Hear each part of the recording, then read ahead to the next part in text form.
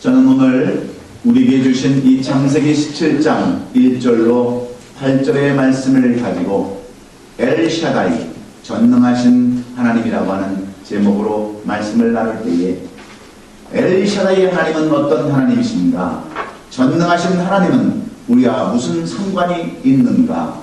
말씀을 깨닫고 말씀을 깊이 우리가 알아서 좌로나 우로나 치우치지 않는 그러한 믿음의 우리 성도들이 되기를 주의 이름으로 축원합니다. 어느 가정에 믿지 아니하는 시어머니와 남편을 모시고 사는 한 여인이 있었습니다.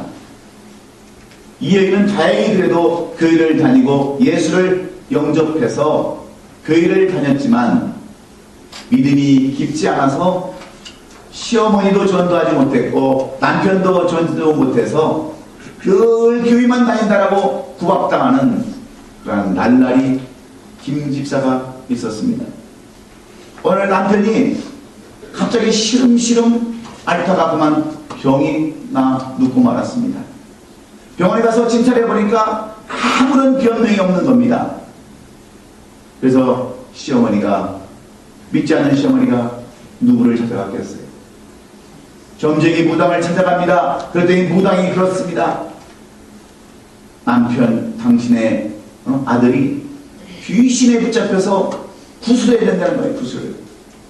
그런데 이 구술을 해야 되는데 세 가지의 종류가 굿이 있다고 합니다.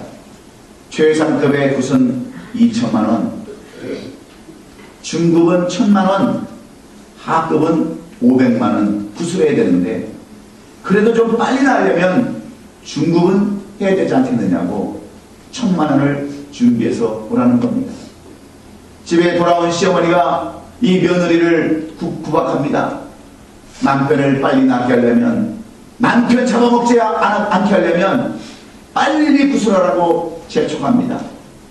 그런데 교회를 다니는 며느리는 근심이 생겼습니다. 돈 1,000만 원도 1,000만 원인 거지만 교회를 다니는 내가 어떻게 우리 집에서 구술할 수 있는가 고민하다가 담임 목사님을 찾아갔습니다. 목사님, 우리 남편이 이런 모를 병에 걸려서 그게 병에 걸렸는데 우리 시어머니가 자꾸 구술하라고 이렇게 졸라댑니다. 목사님 어떻게 했으면 좋겠습니까? 1,000만 원을 또 준비해야 되는데 어떻게 하면 좋겠습니까?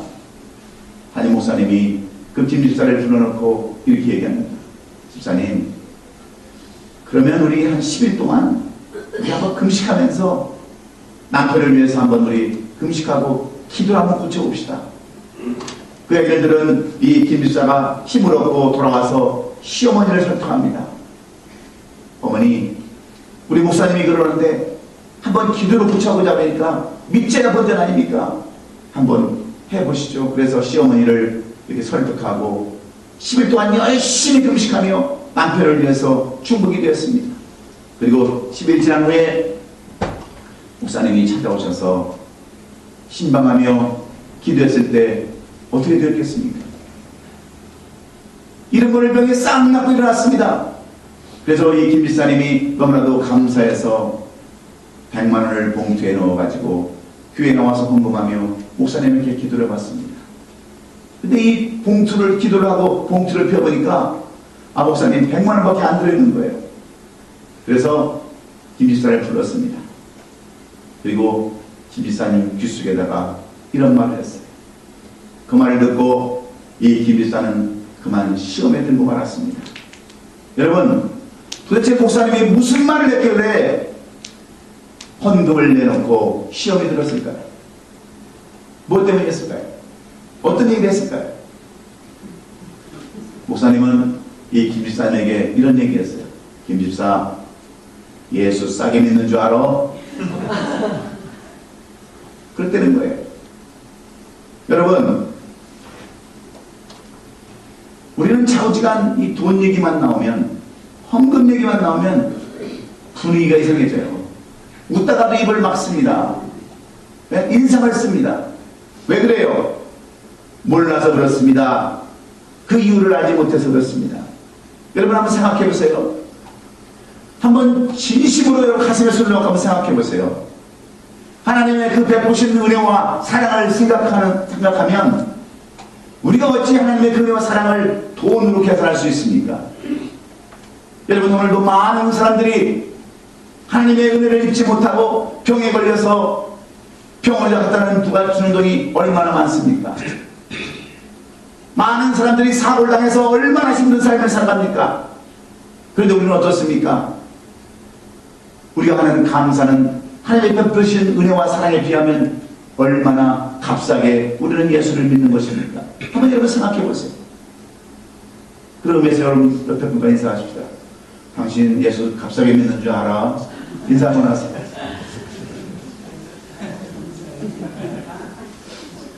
이것을 모르니까 끄떡하면 시험 들고 실족해서 교회를 떠나는 사람들이 얼마나 많이 있습니까?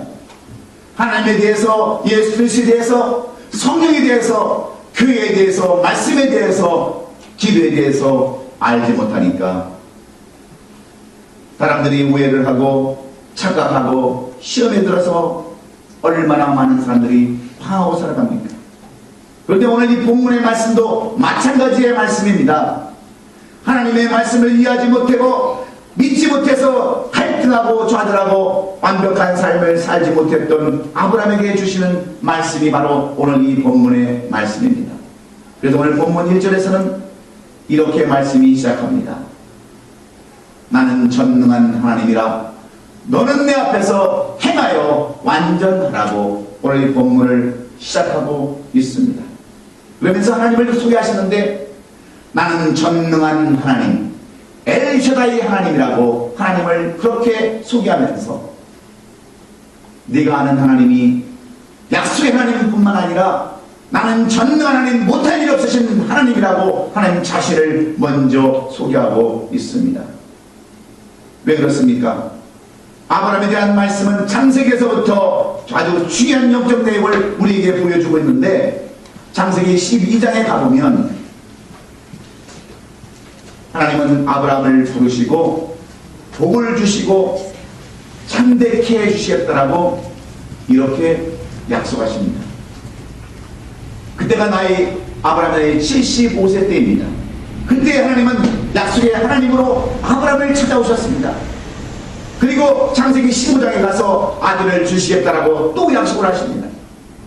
그런데 창세기 16장에 가보면 하나님께서 아브라함에게 아들을 주시겠다라고 그렇게 약속하신 지 10년이 지나서 이제 그의 나이 85세가 되었음에도 불구하고 아이는 없습니다. 자식은 없습니다. 그래서 아브라함의 아내 사레는 그의 여종이었던 하갈을 아브라함에게 넣어주어서 이스마엘이라고 하는 아들을 낳게 됩니다. 이때가 아브라함의 나이 86세 때입니다.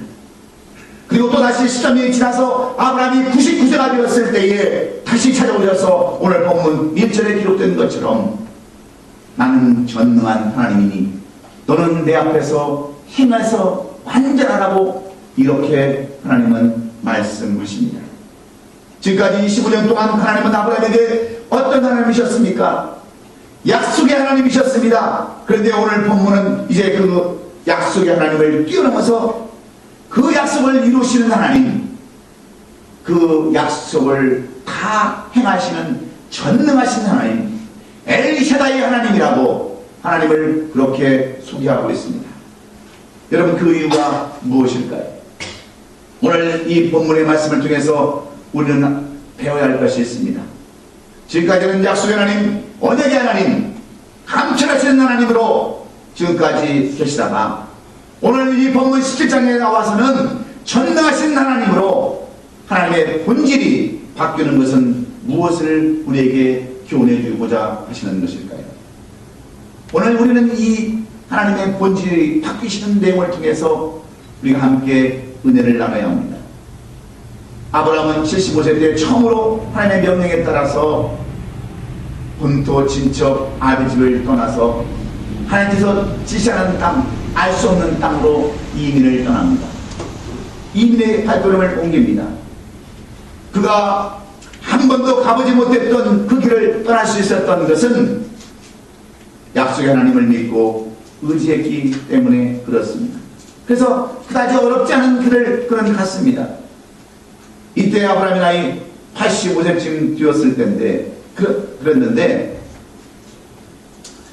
늙은 그런 아브라함과 경수가 끊어진 그런 사레에게 아들을 주시겠다고 하는 그 약속에는 참으로 그들이 믿기 어려웠습니다. 그래서 우리가 창세기 15장 1절을 보면 여러분 어떻게 하나님이 이 아브라함에게 말씀합니까? 이후에 여호와의 말씀이 환상 중에 아브라함에게 임하여 이르시되 아브라함아 두려워하지 말라. 나는 내 방패요 너의 지극히 큰 상급이라. 내가 어떤 말을 해도 너는 두려워하지 말고 놀라지 말아라. 나는 너의 방패가 될 것이고 너의 지극히 큰 상급이라고 이렇게 말씀합니다. 그런데 아브라함이 하나님 앞에 2절에서 뭐라고 이야기합니까? 주 여호와여 무엇을 내게 주시리려 하시나이까? 나는 자식이 없사오니 나의 상속자는 이 다메섹 사람 엘리에셀입니다. 하나님, 내 나이가 지금 몇 살입니까? 이미 85세가 다 되었습니다. 우리 아내는 이미 경수가 끊어진 노인네입니다. 그런데 무슨 저에게 자식을 주겠다라고 그 자식으로 상속자를 삼으려 하십니까? 내 상속자는 이 다메섹 사람 내 늙은 종 엘리에셀 뿐인가라고 이야기하죠. 그리고 4절에 가서 3, 4절에 가서 또 아브라함이 얘기합니다. 내게 씨를 주지 아니하시니 내 집에서 길린 자가 내 상속자가 되어야 마땅합니다. 이렇게 얘기했을 때 하나님께서는 분명하게 씹어서 분명하게 확실하게 이 아브라함에게 이야기합니다. 여호와의 말씀이 그에게 임하여 이르시되 그 사람이 내 상속자가 아니라 내 몸에서 날짜가 내 상속자가 된다. 이것이 맞는 이야기다라고 분명하게 못을 박습니다. 사레가 너에게 넣어주는 그러한 이스마엘이 내 아들이 아니고 네 종이 상속자가 아니고 너와 사레 사이에서 낳은 그 아들을 통해서 네 후손가 되고 상속자가 된다라고 분명하게 말씀해 주셨어요. 그런데 여러분 아브라함은 어떡합니까? 이 말씀을 어떻게 받아들입니까? 믿을 수가 없었습니다. 어떻게 사람이 이 나이에 애를 낳아야 되는가? 어떻게 우리 아내가 애를 가질 수 있는가? 망설였지만 여기서 한 가지 아브라함에 대한 이유가 있습니다.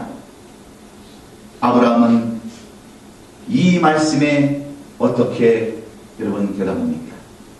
그 말씀을 그대로 또 믿는 거예요. 그래서 6절에 보면 아브라함이 여호와를 믿으니 여호와께서 이를 그의 의로 여기셨다.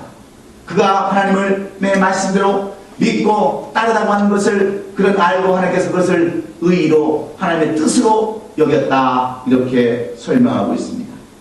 여러분 같으면 어떻겠습니까?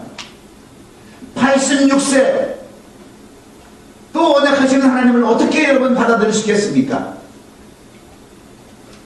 그리고 또 나서 응답이 없지 않습니까? 그래서 오죽했으면 여러분 하갈을 통해서 이스마엘을 낳겠습니까?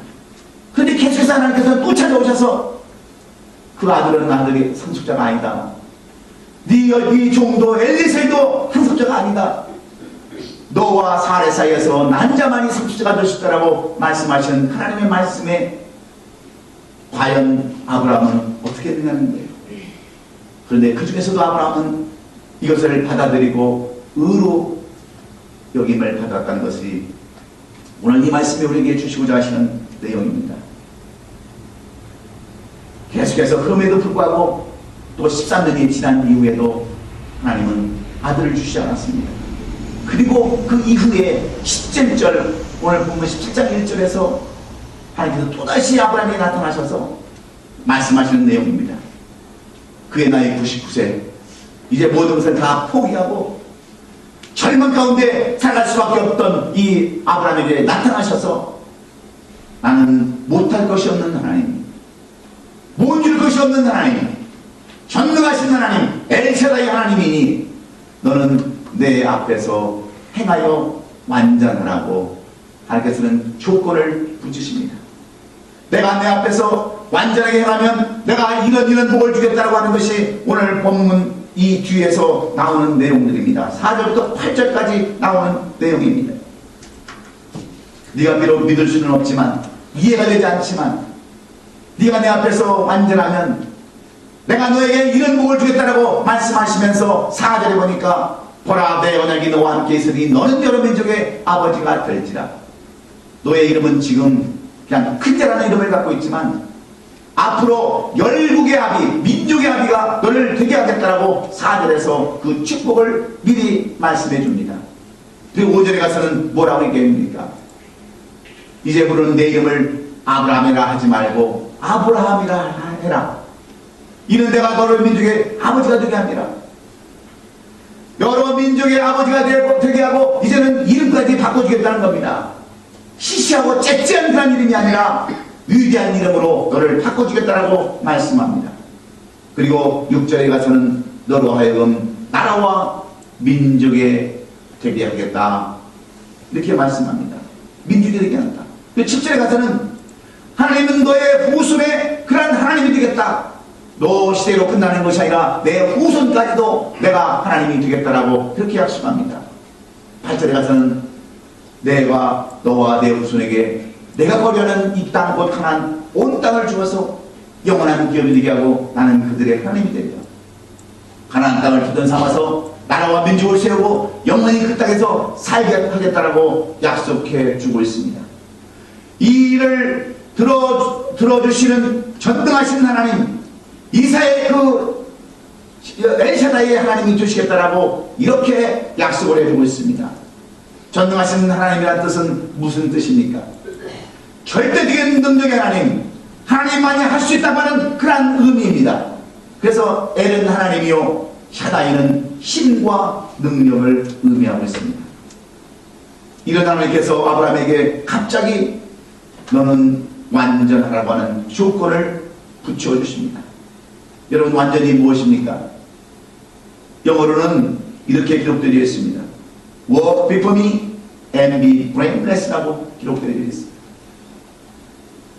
어떤 것은 믿고 어떤 것은 믿지 않는 그런 불완전한 상태가 아니라 믿으려면 다 믿는, 끝까지 믿는 그러한 삶이 완전한 삶이다. 이렇게 말씀하는 겁니다. 이것은 아브라함이 하나님의 약속을 기다리지 못하고 애굽 여인 하가를 통해서 이스마엘을 낳는 것을 증명하시고 완전하지 못했던 것, 말씀에 따라서 순종하지 못했던 것을 꾸짖고 책망하시는 그러한 말씀입니다. 그래서 완전을 요구하고 있습니다. 완전이라는 말은 세상 사람들이 이야기하는 완전과 또 하나님의 말씀하시는 완전은 다릅니다. 당시 여러분, 많은 사람들이 완전 그러면 하나님처럼 거룩하고 흠없고 사는 것을 완전이라고 말씀하는데, 여기서 완전이라고 하는 것은 세상 사람이 말하는 완전과 하나님께서 말씀하시는 완전이 분명히 다르다는 것을 우리는 알아야 합니다. 여러분, 어떻게 아브라함이 완전할 수 있겠습니까? 여러분, 아브라함은 다른 사람들이 다 갖는 아이들도 갖지 못했습니다. 그는 때때로 순종한다고 하면서도 얼마나 불순종한 삶을 살았는지 모릅니다. 흉년이 들면 애굽에 내려가서 자기 아내를 누이라고 속이기도 했던 사람이 아브라함입니다. 뭐가 여러분 완전할 게 있습니까? 그럼에도 불구하고 하나님께서는 이 아브라함에게 너는 내 앞에서 행하여 완전하라고 말씀하시는 이유가 무엇일까요? 여러분, 예수님은 어떤 삶을 사셨습니까? 하나님이신 예수님께서도 이 땅에 육신의 몸을 입으시고 오셨을 때는 완전하지 못했습니다. 예수님도 배고플 때가 있으시고요, 또 고난당할 때가 있으시고요, 쉴 느낄 때도 있으시고, 인간의 여러분 완전함이 어디에 있습니까? 당시 유대인의 관례에 따르면 유대인들은 20세가 되면 결혼하는 관습이 있었습니다. 근데 예수님은 30세가 넘었어도 장가도 못 간 사람이 예수님이십니다. 학교라고는 가보지도 못했던 분이 바로 예수님이셨어요. 예수님은 나이가 30세가 되었어도 예수님의 고백대로 집 한 채도 없었습니다.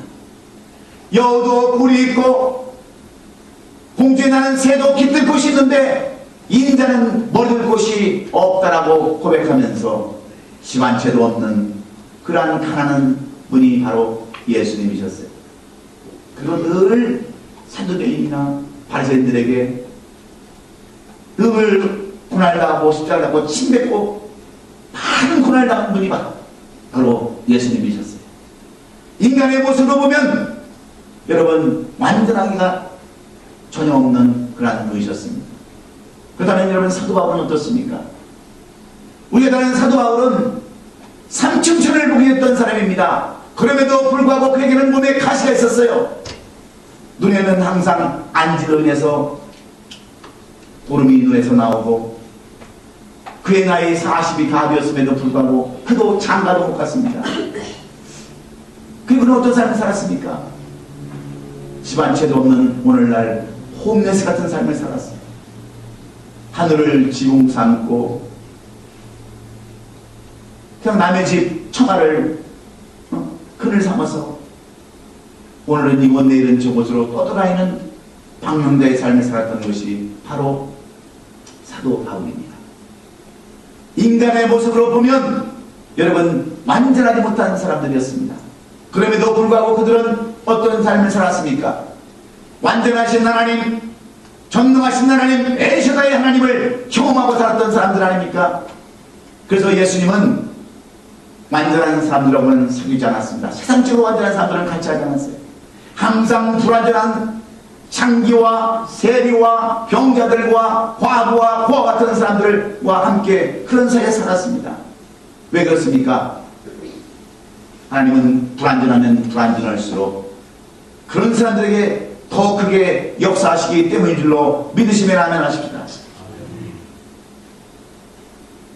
그러면 성경에서 이렇게 완전한 삶을 삶으로 완전하게 행하여 살다가 전능하신 하나님을 경험한 사람들이 많이 기록되어 있는데 이 완전에 대해서 하나님이 말씀하는 완전과 세상 사람들이 말하는 완전과 분명히 구분임을 말씀하는 한 사람이 있습니다. 그럼 그가 누굴 줄 아십니까? 바로 우리가 잘 아는 다윗입니다. 다윗은 시편 26편 1절에서 그는 하나님 앞에 나는 완전하다라고 이렇게 떳떳하게 그는 고백하고 있습니다. 내가 나의 완전함에 행하여 싸우며 흔들리지 아니하고 여호와를 의지하여 싸우니 여호와여 나를 판단하소서. 하나님, 나는 하나님 앞에 판단받을 게 없는 완전한 삶을 살았습니다. 여러분, 그 완전이 무엇인 줄 아세요? 어떤 것이 여러분 완전입니까? 오늘 보면 3절에 보면 완전히 무엇인가를 다윗은 우리에게 소개하고 있습니다. 주의 인자하심이 내 목전에 있나이다. 내가 주의 진리 중에 행하여 나는 여호와 앞에서 완전히 행하게 여호와의 나를 판단하셔도 됩니다라고 이렇게 고백하는 겁니다. 여러분, 완전이라고 하는 것은 죄를 짓지 않는 것을 의미하는 것이 아닙니다. 완전이라고 하는 것은 내가 무엇과 구별되어서 예수님처럼 사는 것을 완전이라고 말씀하지 않습니다. 완전한다고 하는 것은 내가 주의 말씀대로 순종하고 행한다는 것을 의미해 주는 줄로 믿습니다. 그래서 주의 진리 중에 행하였다라고 이렇게 순종했다라고 고백하고 있습니다. 왜 그렇습니까? 하나님의 말씀이 곧 진리요 생명이요 길이기 때문인 줄로 믿으시면 아멘 하십시다. 순종하는 것, 말씀대로 행하는 것, 이것을 우리 인간으로는 완전히 행한다 하는 것으로 여러분 아셔야 됩니다. 조선시대에 어느 대감이 이 궁을 왔다 갔다 하면서 쓰기 위해서 가마꾼들을 세웠습니다. 가마꾼들을 세워서 이제 출퇴근으로 이렇게 쓰고 어디 행사 때 나갈 때 가마를 쓰는데 어느 날 이 대감집에 개가 없어졌습니다. 그래서 대감이 이 가마꾼들에게 여보게들 우리 개가 없어졌으니 개를 좀 가서 찾아오게. 그랬더니 이 가마꾼들이 궁시렁궁시렁거립니다. 불평하고 원망합니다. 아니 우리가 대감을 모시러 온 가마꾼들이지 개 찾으러 온 개 찾는 사람들입니까? 입으로 했는지 안 했는지는 모르겠지만 좌우지간 붕시렁거리면서 이리 핑계 저리 핑계 됩니다. 그러자 대감이 생각을 했습니다. 아, 내가 찾으러 나가야 되겠구나. 그러면서 가마꾼들에게 가마를 쥐게 해서 산으로 들로 계곡으로 정신없이 다니는 겁니다. 여러분 한번 그 대감을 태우고 가마꾼들이 들로 산으로 다닐 때 얼마나 힘들었겠어요. 그래서 그 가마꾼들이 대감에게 이야기합니다. 대감님, 집에 계세요. 개는 누가 찾겠습니다. 무리가 찾겠습니다. 그랬다는 거예요. 여러분, 순종이 제사보다 낫습니다. 말씀대로 순종하는 것이 완전해지는 것임을 여러분 깨달으시고, 여러분 다른 것에 의지하지 마시고 전능하신 하나님, 엘샤다이 하나님, 그 주시는 말씀대로 순종하며 사시는 저와 여러분 되시기를 주의 이름으로 축원합니다. 그리고 완전히 무엇인가? 다윗은 이렇게 완전함을 두 번째로 이야기합니다. 오늘 본문 시편 26편 4절로 5절에 허망한 사람과 같이 앉지 아니하사오니 간사한 자와 동행하지도 아니하리다. 내가 행한 자의 지표를 미워하오니 악한 자와 같이 앉지 아니하리다 그랬습니다. 그러므로 내가 여호와여 내가 무죄함으로 손을 씻고 다닌다라고 이렇게 고백합니다. 다윗은 완전함이 무엇이냐? 다른 게 아니라 악한 자들과 함께하지 않는 것이 완전합니다. 이렇게 설명하고 있습니다. 여러분, 많은 사람들이 악한 사람들과 얼마나 동조를 합니까? 그저 그냥 틈만 나면 남을 흉보는 사람들이 있습니다. 틈만 나면 원망하고 불평하는 사람들이 있습니다. 늘 부정적으로 생각하는 사람들이 많이 있습니다. 이런 사람들과 같이 하지 않았다는 거예요. 같이 공예를 내지 않았다는 겁니다. 이것이 완전하다는 것이라고 다윗은 우리에게 떳떳하게 이렇게 말하고 있습니다. 여러분, 그렇습니다. 하나님 앞에 완전한 것은 악한 사람들과 함께하지 않는 겁니다. 교회를 욕하고 성도를 욕하고 판단하는 그런 사람들과 함께하지 않는 것, 자리를 갖지 않는 것, 그래서 구별된 삶을 사는 것, 이것을 완전함이라고 이야기하고 있는 거죠. 박정희 대통령 시절에 유명한 이야기가 있습니다. 영락교회를 담임하시던 한경직 목사님, 많은 사람들이 이 목사님을 존경하고 지도자로 따르게 되자 박정희 대통령은 한경직 목사님을 불러서 부통령으로 재직해 줄 것을 그렇게 권고했습니다. 한 나라의 부통령이 된다고 하는 것, 얼마나 개인으로서 영광이고 가문의 영광이겠습니까? 그런데 한경직 목사님은 이것을 한마디로 거절한 그러한 이야기는 유명한 이야기입니다. 내가 이 나라의 대통령이 되면 누가 가장 기뻐하겠습니까? 사탄이 기뻐하고 하나님이 슬퍼하십니다. 나는 그런 자리에 올라갈 수도 없는, 자격도 없는 사람이지만 나는 그런 자리에 갈 수도 없습니다라고 거절한 이야기는 우리 대한민국 역사에 길이 남는 이야기로 기록되어 있습니다. 만약에 그것을 수락했다고 한다면 오늘날 한경직 목사님, 기독교 역사에 길이 어디로 남는 그러한 목사님의 이름이 어떻게 기록될 수 있겠어요? 여러분, 우리가 완벽하게 사는 것, 완전하게 삶을 사는 것은 여러분 무슨 의를 그렇게 생각하는 것이 아닙니다. 그런데 동조하지 않고, 그런데 빠지지 않고 내 주관을 지키며 사는 것, 이것이 완벽함을 임을 다윗은 우리에게 밝히 말씀해주고 있는 것 기억하시고, 여러분 자기 자신을 지키십시오. 주관을 지키시고, 오히려 부정적인 말보다는 긍정적인 말로, 남을 헐뜯고 비방하는 말보다는 사랑하고 용서하고 덮어주는 그러한 것이 하나님 보시기에 완전함임을 기억하셔서 여러분도 이런 삶을 사시기를 예수님의 이름으로 축원합니다. 그리고 완전함이 무엇이냐? 너는 내 앞에서 완전하고 내 완전함이 뭐냐? 다윗은 세 번째로 주의 전을 사랑하는 것이라고 말씀하고 있습니다. 거창하게 완전하다는 것은 무슨 곧 죄가 없다는 것이 아니라 하나님의 제단을 사랑하는 거라고 말씀하고 있어요. 그게 6절로 8절의 말씀입니다. 주의 제단을 두루 다니며 7절 8절 내가 내 언약을 나와 너 및 대대 후손 사이에 세워서 영원한 언약을 삼고 너와 내 후손의 하나님이 되리라. 내가 나와 내 후손에게 내게 거래한 이 땅 곧 가나안 땅을 내게 시편입니다. 시편 26편 6절로 8절 시편입니다. 여호와의 내가 무지함으로 손을 씻고 주의 제단을 두루 다니며 7절 8절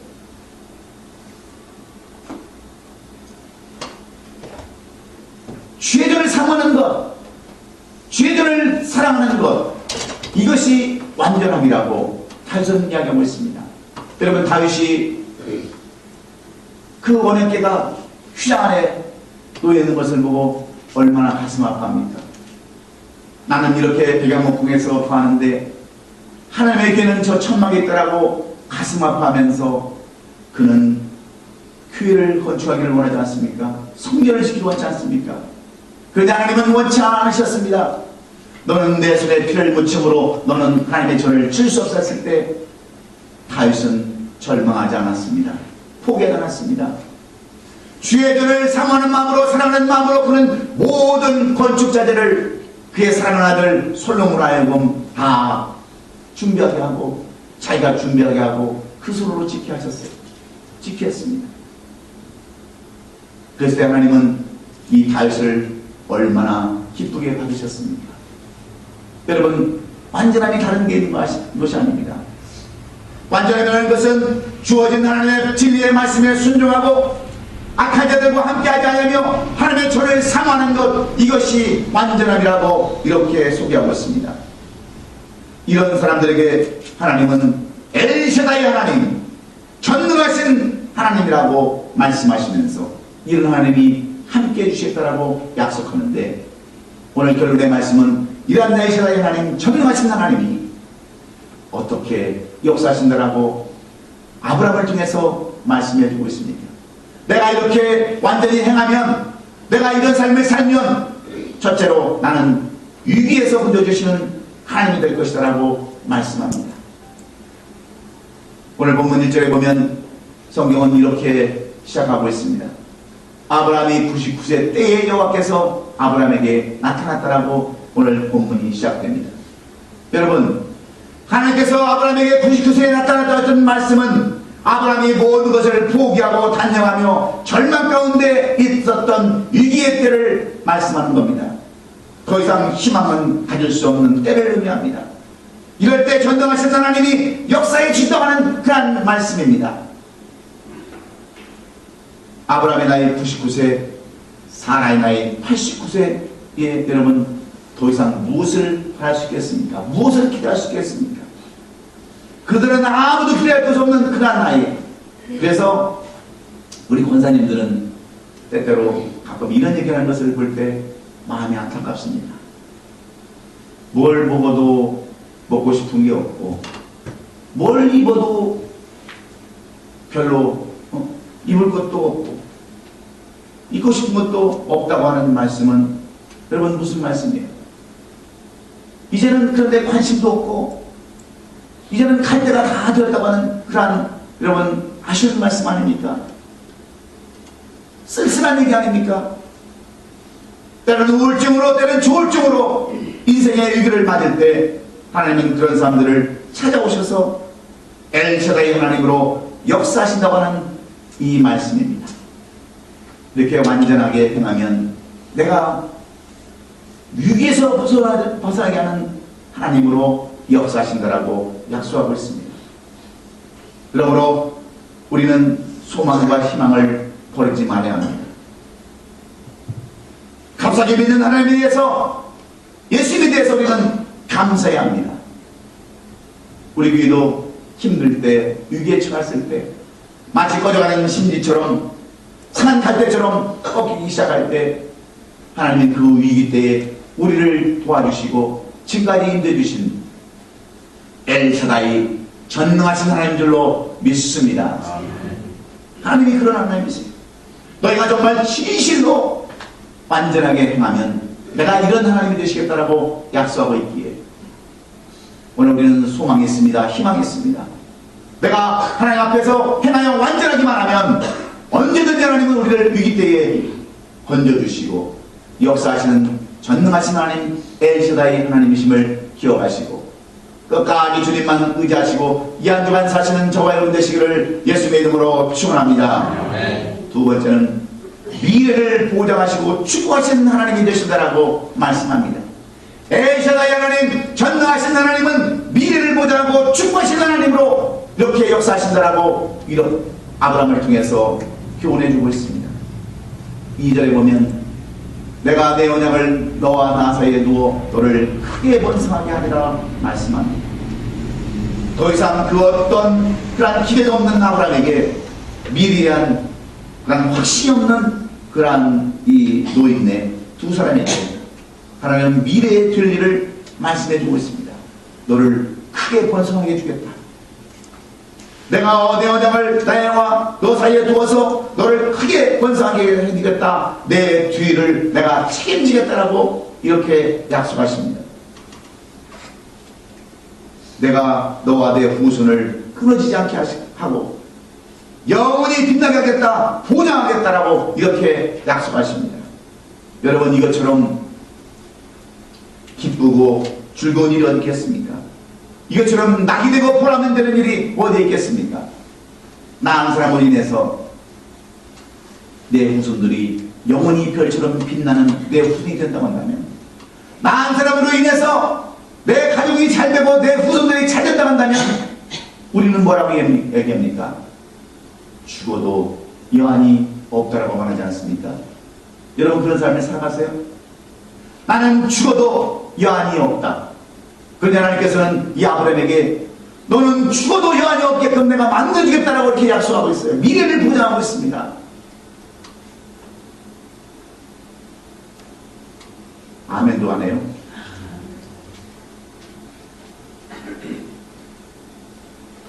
후손들이 잘 살고 이 땅에서 영원히 빛나는 그걸 산다면 우리에게 무슨 여한이 있겠습니까? 그래서 호사유피 인사 유명이라는 말이 있어요. 호랑이는 죽어서 가죽을 남기고 사람은 죽어서 이름을 남긴다는 말이 있는데, 하나님은 아브라함에게 창세기 15장 4절에서 미래의 그러한 복을 말씀해 주셨어요. 여호와 말씀이 그에게 임하여 이르시되 그 사람이 내 상속자가 아니라 내 몸에서 날짜가 내 상속자가 된다. 이렇게 미래를 보여주셨습니다. 사라에게는 어떤 미래를 보여주셨습니까? 창세기 18장 10절에서 그가 이르시되 내년 이맘때 내가 반드시 내게로 돌아오리니 내 안에 사라에게 아들이 있으리라 하시니 사라가 곧 그 뒤에 장막문에서 들었더라. 여러분 지금까지 사라는 아들이 없이 살았어요. 86세 때에는 자기 여종 하갈은 이스마엘을 낳았는데, 여러분 아브라함이 그 이스마엘을 보면서 얼마나 기뻐하는 모습을 보였겠습니까? 그 모습을 보았던 사라가 얼마나 가슴이 아팠겠어요. 아니 내가 무슨 죄가 지었길래 저렇게 좋아하는 남편에 자식 하나 못 놔주고 이렇게 수태도 못하고 잉태도 못하는 그런 삶을 살까? 얼마나 가슴이 아팠을까요? 얼마나 그게 한이 되었을까요?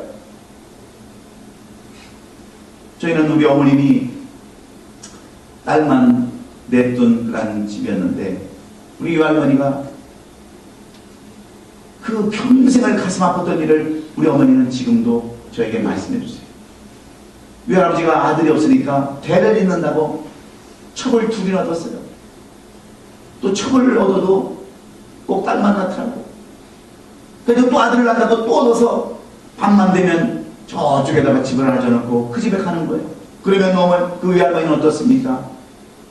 자기 남편을 다른 첩에게 주어야 하는 그 아픔 때문에 밤새도록 이불이 출렁출렁 마치 그 물결 치는 것처럼 그렇게 이불이 움직이고, 아침에 일어나면 베개에 흠뻑 젖은 눈물로 그 밤을 새웠다고 하는 그 내용을 들으면서 우리 어머니는 죽자마자 아들과 딸을 낳았는데 7남을 낳았어요. 얼마나 그게 한이 되었으면 그렇겠어요. 그런데 내 마지막 때에 89세가 되더라도 내가 너에게 아들 남겨주겠다 했던 그 미래의 희망의 말씀을 붙들고 얼마나 사랑은 그 말씀을 붙들고 흥분했을까요? 저는 그 사람을 생각해보니까 너무나도 그 미래에 주시는 희망의 말씀이 소망이 되는 줄로 저는 생각해봤어요. 그러므로 우리도 소망을 가져야 합니다. 미래의 소망을 가져야 돼요. 전능하신 하나님, 엘샤다이 하나님께서 하신다고 한다면 하나님이 못하실 일이 어디에 있겠습니까? 여러분, 이제 우리가 교회를 이사와서 많은 어려움을 다 겪었지 않습니까? 그런데 우리에게 소망이 없다고 한다면, 미래를 바라보는 희망이 없다고 한다면 우리가 무슨 낙으로 생각할 수 있겠어요? 엘샤다이 하나님, 전능하신 하나님, 못할 일이 없으신 하나님은 오늘도 점점 우리 교회를 기억하시고 미래를 축복하시며 우리와 함께 하시는 전능하신 하나님들로 믿으시면 아멘 하십시다. 그래서 지금 점점 새로운 식구들이 오고 있지 않습니까? 오늘 일부 예배도 어떤 분들이 오셔서 목사님, 제가 많은 길을 돌아다녔습니다. 얼마이라는 교회는 다 돌아다녔는데 이게 오니까 얼마나 마음이 편한지, 그래서 우리 방까지 와서 기도받고 하셨어요. 미래의 소망을 가진 자들만이, 하나님의 말씀에 순종해서 미래의 소망을 가진 자들만이 전능하신 하나님, 엘샤다이 하나님을 만나는 줄로 믿으시고 그 하나님에 의하시는 저와 여러분 되시기를 주 이름으로 축원합니다. 아멘. 마지막으로, 하나님은 인내하는 사람, 인내를 요구하시는 하나님이심을 이 아브라함에게 보여주기를 원했습니다. 하나님께서 완전을 요구하신 것은 인내와 또 오래 참음이 없어서 하나님의 약속을 지키지 못하고 이스마엘을 낳았던 이 아브라함에게 인내를 요구하고 계십니다. 여러분, 왜 우리가 넘어지고 쓰러지고 왜 방황하며 왜 여러분 잘못된 삶을 살아갑니까? 이 인내가 없어서 그렇습니다. 참고 견디는 이 오래 참음이 없기 때문에 그렇습니다. 그래서 이제는 내 약속을 믿고 내 마음대로 살지 말아야 한다. 이것이 인내다. 이것이 완전한 사람, 완전하게 행하는 것이다라고 아브라함에게 말씀해 주고 있습니다. 베드로서 3장 8절은 사랑하는 자들아, 죽기는 하루가 천년 같고 천년이 하루 같다는 이 한 가지를 결단코 잊지 말아라.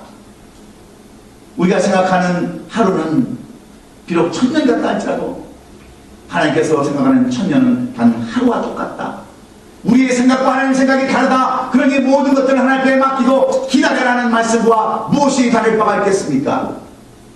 이것은 히브리서 10장 36절의 말씀이 결론의 말씀입니다. 너희가 인내가 필요하면 너희가 하나님의 뜻을 행하기 위해 약속하신 것을 받기 위함이라고 분명하게 이야기하고 있기 때문에 그렇습니다. 여러분, 왜 우리가 넘어지고 쓰러집니까? 왜 방황합니까? 이 인내가 없어서 그래요. 이 참는 게 없어서 그래요.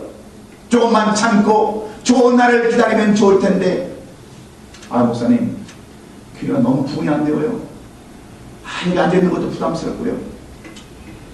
너무 귀 나오는 게 힘들고, 그렇다고 포기하고 모든 걸 단념해버린다면 여러분, 언제 좋은 날, 아름다운 날, 복된 날을 같이 보는 그러한 공동체, 그러한 피가 투게더 하는 사람들, 피곤한 사람들이 있겠습니까? 한번 생각해 보세요. 인내 없이는 되는 것이 아무것도 없습니다. 1994년도 11월 5일 라스베가스에 있는 MGM 호텔 특설능에서 세계 그 타이틀전이 그 특설능에서 벌어졌습니다. WBA와 IBF 통합 타이틀전을 놓고 격돌하는데 마이클 무어라는 사람과 조지 포머라는 사람의 대결이 세계의 대결이 펼쳐졌습니다. 마이클 무어라는 사람은 이제 겨우 20대 후반, 30대 초반의 사람입니다. 그런데 이 조지 포머라는 사람은 45세의 노장입니다. 권투계로 얘기하면 아브라함 같은 이제 다 늙은 할아버지, 권투계의 할아버지가 바로 조지 포먼입니다. 이런 사람의 대결이 벌어졌으니 세계 언론들이 어떻게 점을 쳤겠습니까? 점술가들이, 도박사들이 누구에게 여러분 승리가 있었다라고 이야기할 수 있겠습니까? 당연히 마이클 무어라가 승리할 것이라고 다 예측을 했습니다. 그래서 마이클 무어에게 다 배팅을 했어요. 그런데 10회 초 2분경에 이 조지 포먼의 행운의 라이트훅이 마이클 무어의 턱에 적중됨으로 인해서 키의 우승으로 그 승리를 거두고 세계 최고령의 그러한 승리로 기네스북에 사라지지 않는 이름으로 조지 포먼은 그의 이름이 나타나였습니다.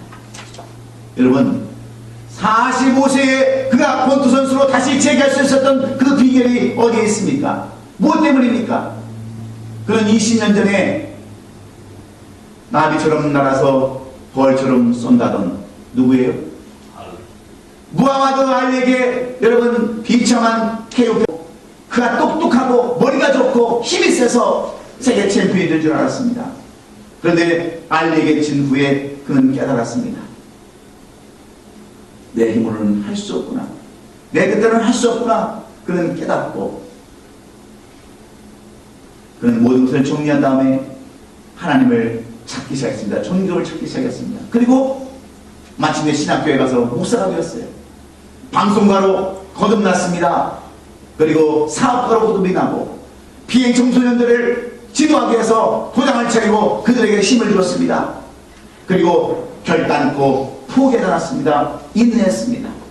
수많은 어려움들이 그에게 닥치고 때로는 피난도 갔지만 그는 포기하지 않고 끝까지 인내의 마음으로 노장 나이 45살에 마이클 무어와 대결해서 세계적인 그러한 대결 그리고 큰 승리, 엘샤다의 하나님, 전능하신 하나님을 그는 스스로 증거하는 사람이 되고 말았습니다. 사랑하는 성도 여러분, 왜 우리에게는 갈등이 있는 것일까요? 왜 우리에게는 어려움이 있는 것일까요? 왜 문제가 해결되지 않는 것일까요?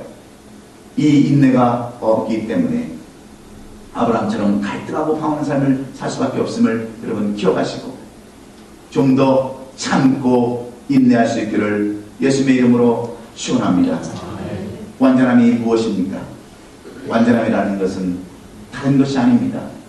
하나님의 말씀에 순종하고 다른 악한 사람들과 같이 자리를 함께하지 않냐며 하나님의 전을 사랑하는 것, 이것이 완전하는 것입니다. 완전히 가는 겁니다. 그러면 하나님은 어떤 하나님으로 전능하신 하나님이 역사하신다고 말씀합니까? 위기에서 건져주시는 하나님, 전능하신 하나님, 엘사다의 하나님으로 역사하신다라고 우리에게 교훈해주고 있지 않습니까? 미래를 보장하고 축복하신 하나님으로 역사하신다라고 아브라함을 통해서 우리에게 교훈해주고 있습니다. 그리고 인내하게 하시는 하나님, 오래 참게 하시는 하나님을 우리에게 보여주고 있습니다. 오늘 우리의 삶이 힘든다 할지라도, 고달프다 할지라도, 가정이 어렵고 물질 때문에 어렵고 질병 때문에 어렵다 할지라도 이 엘샤다의 하나님, 전능하신 하나님, 못할 것이 없으신 이 하나님, 우리 주님을 바라보시고 인내하신다면 아브라함에게 엘샤다의 하나님으로 역사하신 하나님이 저와 여러분의 하나님으로도 역사하실 줄로 믿습니다. 그런 삶을 살아가시는 우리 성도들이 될 수 있기를 예수님의 이름으로 축원합니다. 축원합니다. 기도하겠습니다.